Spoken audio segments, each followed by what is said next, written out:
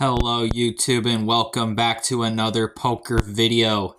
Today we are going to go over all the things that helped me become a winning poker player over time.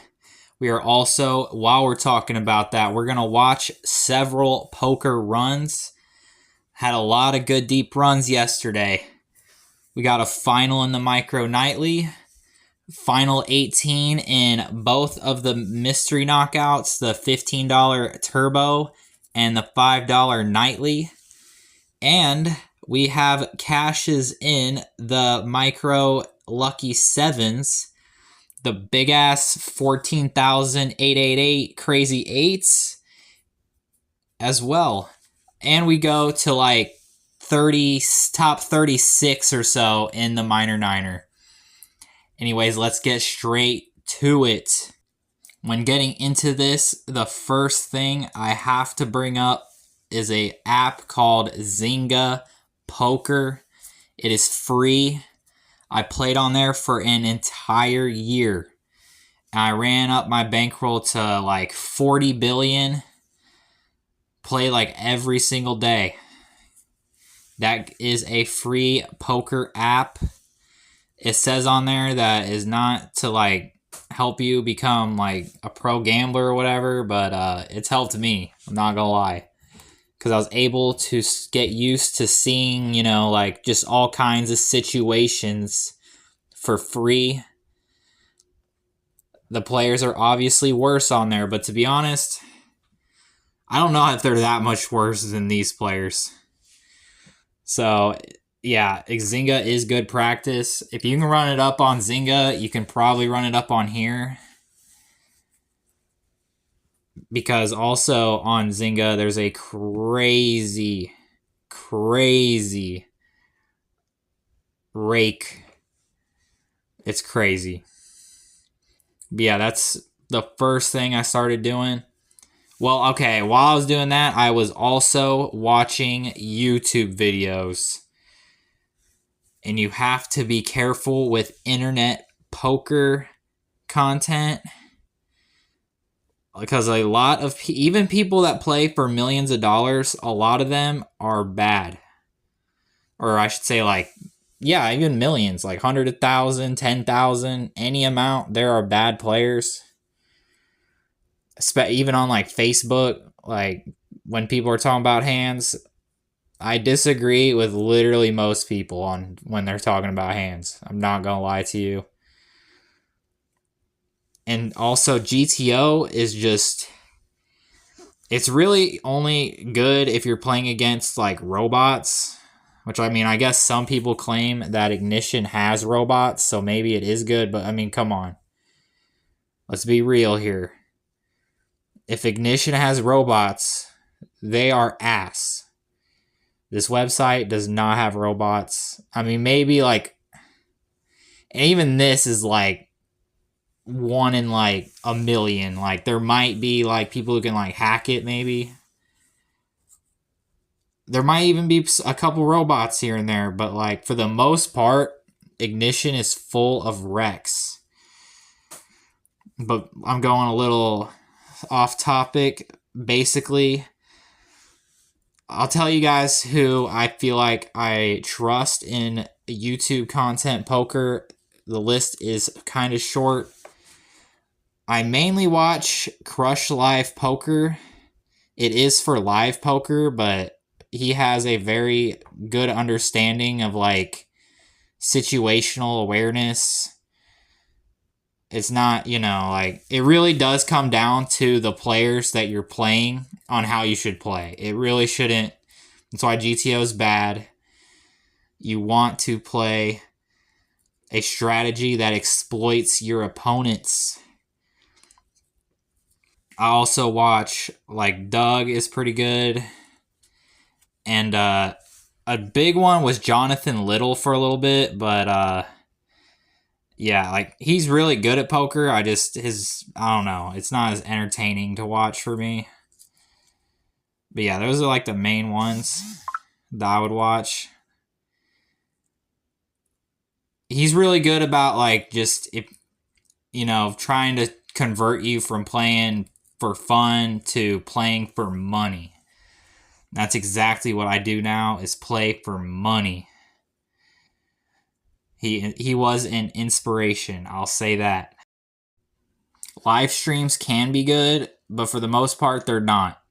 Those people are playing crazy because that's how they get re-invited to the game. Because they're, trying to entertain versus, trying to, actually play good. So I would say, for the most part, you're not going to learn a lot watching live streams. It's good entertainment, don't get me wrong. But, yeah, you're not going to learn a lot watching it.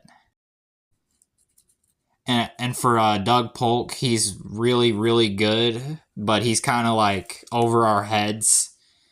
Basically, he he plays a lot of GTO, which against a lot of the opponents he plays is the right way to play. But I don't know, I would not 4-bet random hands personally, but that's just because we're gonna get to it. I play a very exploitive strategy against these players. Yeah, and if there was some smoke for the Jonathan Little fans, his content is really, really good. I don't think it's meant to be entertaining. It's strictly meant to teach you guys how to play. So yeah, his content is really good. I don't even really watch poker videos like that anymore, except for literally Crush Live Poker, but those videos are actually entertaining to me for some reason. And I still watch Doug Polk because, once again, his videos are entertaining. They're entertaining, and you you're watching someone who is a legit pro talk about poker, which is very good. And all right, on to the next thing. Another thing is game selection, which shortly after my time playing Zynga, I eventually got on Ignition, which luckily I didn't have to try too hard on the game selection because I pretty much found a good game right away. Not right away. I did start with the cash games, but then I did end up moving to the tournaments because the players are worse. And when the players are worse, you can make more money. The cash games, I'm probably a slight winner in those, but once again, kind of I'm trying to have fun too. So cash games aren't that fun for me. I like tournaments because it's a lot of action. And like I said, the players are worse, so game selection is another big one. If you play at the casino, the best days to play are going to be days when a weekly tournament is running. Friday, Saturday night. That's when the most wrecks are going to be playing. Same on Ignition. When there's events or when there's, Friday, Saturday night, those are the best times to play. You don't want to play a game with a bunch of pros either. So if your local casino has a bunch of pros, I wouldn't play there. Another one, ACR. I used to play ACR a lot. I still play it sometimes, but I usually don't. The players on ACR are better than the players on Ignition. One of the main reasons is they use HUD, which I can't even think of what that stands for off the top of my head right now. But it's basically a program that tracks people's VPIPs and stuff like that. And yeah, you don't want to play against people that use those unless you're using them, I guess. But basically, those players are going to have more of an edge. I feel like people probably use it on Ignition, even though it says it's not allowed. But they can't track you long term. You can't change your username on ACR. So I think it's a heads up display, whatever it is. People using that on ACR can play a tournament with you, get your data, and then the next week play again with you, and that data is saved. I'm pretty sure. I've never used one. But yeah, game selection is a huge one. You want to find games with people that are worse than you. And another one's pretty simple, and this is actually one Jonathan Little drilled in my head. If you want to make money, you have to put in volume, which is exactly what I do. Just in the month of January, I played 200 or 300 tournaments probably. And we made $2,000 this month. So, yeah, putting in volume will really help. This won't be short because that's really it. Just gotta play. Once you find a good game, you gotta play it a lot. A lot. At the same time, that will also help. A quick one is just recognizing betting patterns. Like, for example, on Ignition, when people do certain things, I just already know what they probably have just based on the certain things. Like, this guy bet one blind, literally in-game right now. He bet one blind. I can almost guarantee you Ace-King is good. The guy called the one blind. I almost guarantee you Ace-King is good. This is a scary board for Ace-King because of Jack-10. And if he would have bet a normal size, I might have just called. But since he bet one blind, I know that I have the best hand. Just betting tendencies is another one. Just trying to figure out what certain bet sizes mean and stuff. You also want to do a lot of studying, like basically just... I mean, pretty much YouTube is my studying. Like I said, I just watch Crush Life Poker's new video every day, and then whenever Doug uploads, I watch that. And that pretty much keeps me up to date, I feel like, for the most part. But, you can study by, looking at graphs, like pre-flop charts, post-flop charts. One I used a lot was like the bankroll management chart, which will bring us into our next one, which is going to be bankroll management, which we're going to do this one real quick because I literally am doing a series right now. If you check my playlists, started a bankroll from $0. I'm going over basically every step of the way, starting from 0 all the way to now I'm at 2,000, and just talking about the games I play and the way I manage my bankroll. So if you really want to know bankroll management, that is a good playlist. But to cut it short real quick, is you want to have enough buy-ins to survive the variance. And this one is very important. And this is one that most people fuck up. You have to have enough buy-ins to survive the variance. Basically, most people are going to tell you want to have 100 buy-ins for tournaments and 40 buy-ins for cash. But I'm going to be honest with you, I try to have more than that as much as I can. And next, hands down, the hardest one for me is the mental game. This one is very tough.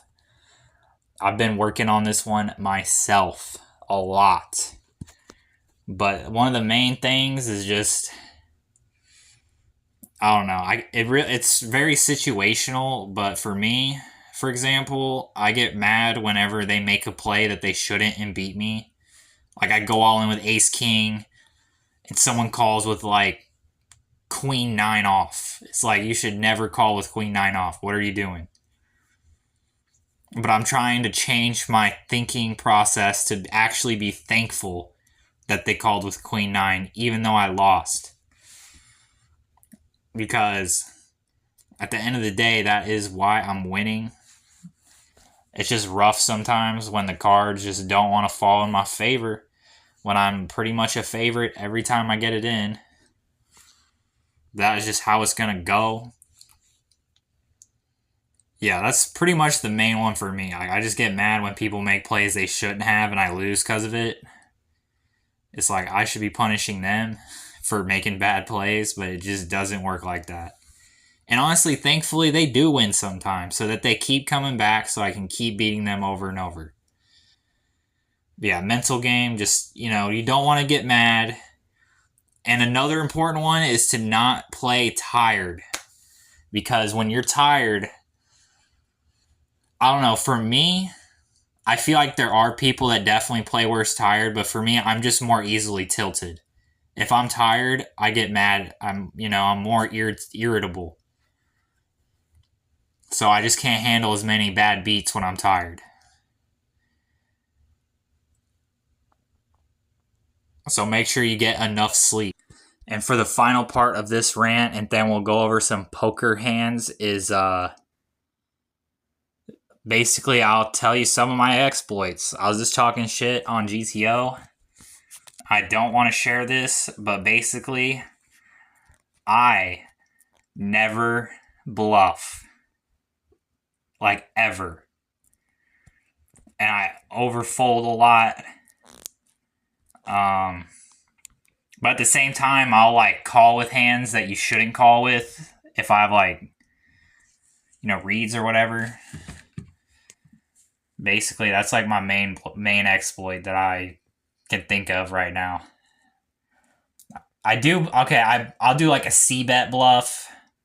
Or I'll do, like, I do pre-flop bluffs, for sure. Like, you could almost say the hand happening right now is a bluff. I mean, king, queen, it's a very small 3-bet, but I just 4-bet jammed. And that's why it's like, I don't even mind bluffing pre-flop, because sometimes they're so bad, I'll get it in good when I'm bluffing. Like, I'm absolutely representing, like, kings or queens there. I don't have king, queen off there very much. Like, for value. Definitely not for value. The reason I don't bluff very much is because the main weakness, and like I said, you gotta, notice your opponent's weaknesses. The main weakness of the players on this site is they call too much. Like pocket fours. Why did he call? He really shouldn't have called. You don't want to call open jams with small pairs because you either have a coin flip or they have a higher pair. Like every time. I mean, if you're getting 2-1, sure. But he was not getting 2-1. Trust me. But that's why I don't bluff, is they are calling stations. I find it way more valuable to just... And like, look at this. This dude just ripped ace 6 for like 400 or 200K. Like, there's no way I'm bluffing that guy. He's going to call with middle pair. There's no point in bluffing him. But yeah, for real, no smoke towards Jonathan Little. Of the people I said, his videos are actually probably the best. I don't really watch for, like, studying like that as much. I probably should do it more, but I mostly just watch for entertainment now, because I feel like I got a pretty good strategy against these guys, as you guys have probably seen over the years. But anyways, let's look at some hands. So we got queen 6 suited on the big blind, a bet and a call. I don't mind defending this, because we could flop a flush draw, which is exactly what we're going to do. He's going to bet 1 blind, and like I said, their tendencies, this looks really weak. I'm just going to rip it and hope he folds most of the time. If he calls, hopefully I get there. And yeah, even they sometimes throw me for a loop. Why is he betting only 1 blind with aces on a flush draw board? I don't know. I guess he just really wanted to make sure he got action, and well, he did. Next hand is going to be ace 5 suited, hella limps. I went for the all-in because I know there is a chance I can get called by worse, which is exactly what's going to happen here. He hits a king, but we turn the flush. There are times where I'm going to make that play and run into hands like 7s or 8s or even like, ace 10 or some shit. But it's still a profitable jam because the pot was like 60,000 and I only had like 80,000. So I only have to get that through, like, I don't know the math off the top of my head. Oh, real quick, yeah, that's another one. You want to be really good at math for this game. I didn't really cover that one, but yeah. that's a big, just if you're good at math, you're going to have a big edge on here right away because you'll be able to understand certain things way better when you are studying. And this guy is going to punt it off. Like, you don't want to try and bluff him. King 2, he's going for it. But next hand is going to be Ace Queen, and we're going to play with 521 again in the Micro Nightly Mystery Knockout. He's the guy that doubled us up with the Queens versus Ace 6. So we definitely want to play hands with him. We're going to flop an Ace. A little scary because of Queen 10, but we do have a Queen in our hand. And we turn the trips. Let's fucking get it. I'm going to take them trips. I'm going to bet them trips. And he's going to min raise it. And I don't give this like any credit probably. He either has like Queen 10 or just a random... Who even knows, dude? He's going to bet half pot, which is like over half my stack. So reverse pot odds, he pretty much has to call if I jam. So that's exactly what I'm going to do. And I don't think he has a royal. We're going to raise the King Queen. And this is a spot that might be scary, but I'm going to tell you right now, it's another thing that I do a lot on here. Basically, whenever this guy gets done tanking, he's going to flat the jam. And you might be scared thinking, oh, he's trapping me with aces or kings or something, but that is almost never the case. He's just trying to go 3 ways to increase the odds of that guy getting knocked out. They honestly just treat it like an open raise. Sometimes. This hand, I checked the big blind and checked the flop, and it got to 701, which I can't... You guys seen it, but he... what the heck did he do? He did something really dumb. So I know he's bad. I can't remember what it was, but I know he's bad. So... Oh yeah, that was the King 2. King 2. That was the same guy, I'm pretty sure. So yeah, when he jams on that flop, I'm calling, even though I only have Queen 5. We get an open... This one's simple. Like, Ace King. I probably have talked about it in previous... I've definitely talked about it in previous videos. I have Ace King, I'm all in. I don't care if I'm on the money bubble, final table bubble. I don't care if there's 3 all-ins in front of me. I'm all in. And for the simple fact that it blocks aces and kings, and it's flipping against all pairs, and it dominates pretty much every other hand. So that's why, even if there's 3 all-ins, I'll see on Facebook people talking about once there's 2 or however many all-ins that they don't go with the ace-king. The whole table could go all in. I'm probably still going to go all in.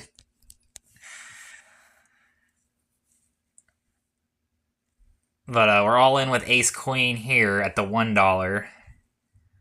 Not much to say here. I ripped it with 3 bigs.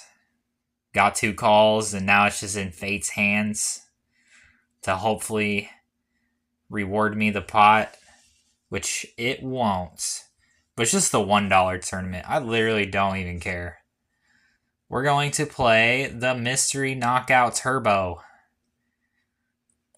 Oh, and part of the reason I use this footage is because coming up, it's going to fuck up. The footage is going to fuck up. Basically, like I talked about, my screen recorder just stops randomly sometimes.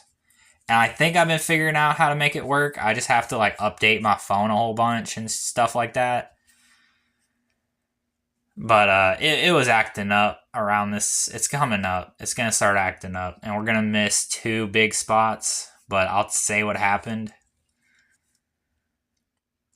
We're going to re-raise the ace-king versus 2 limpers. Or 1 raise and a call, my bad. Get called by these 7s, and yeah, he's done. He's done.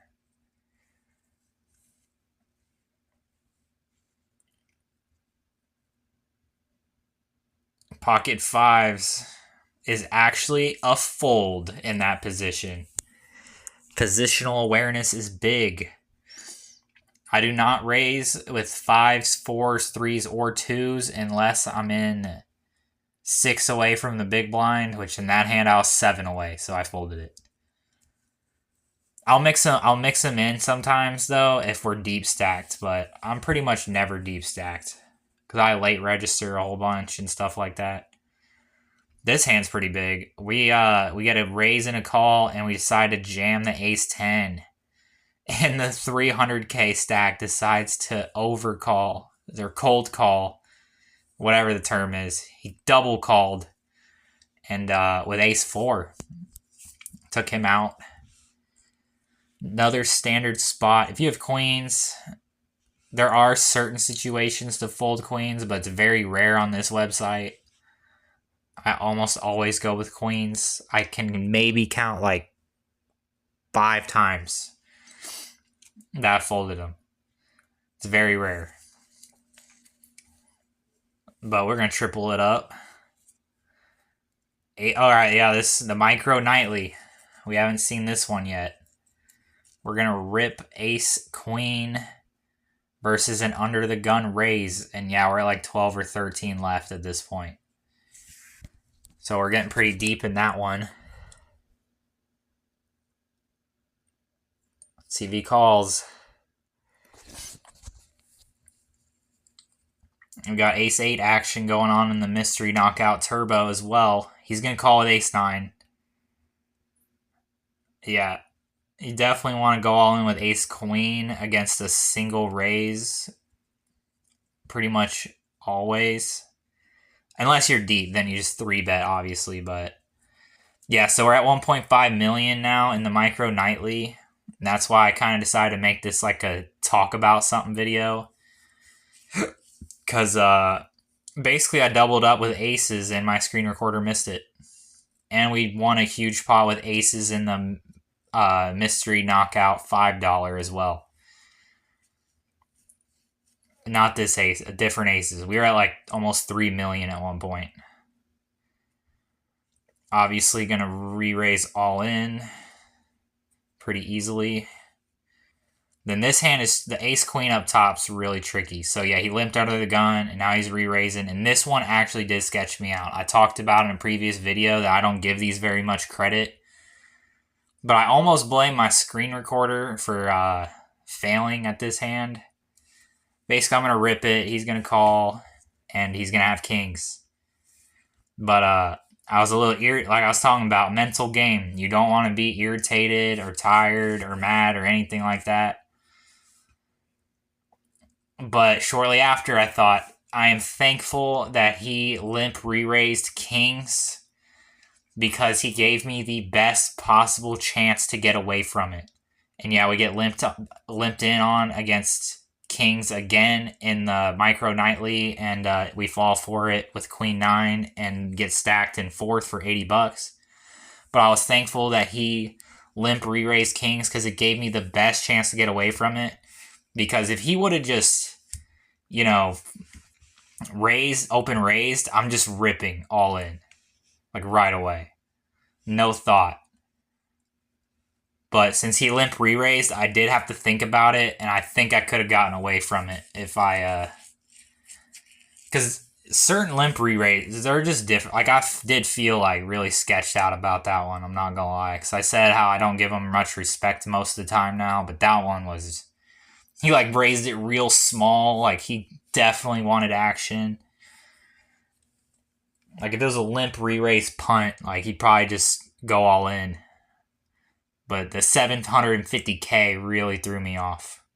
And yeah, this is going to be about the end of the video. Deep runs and everything. Hope you enjoyed.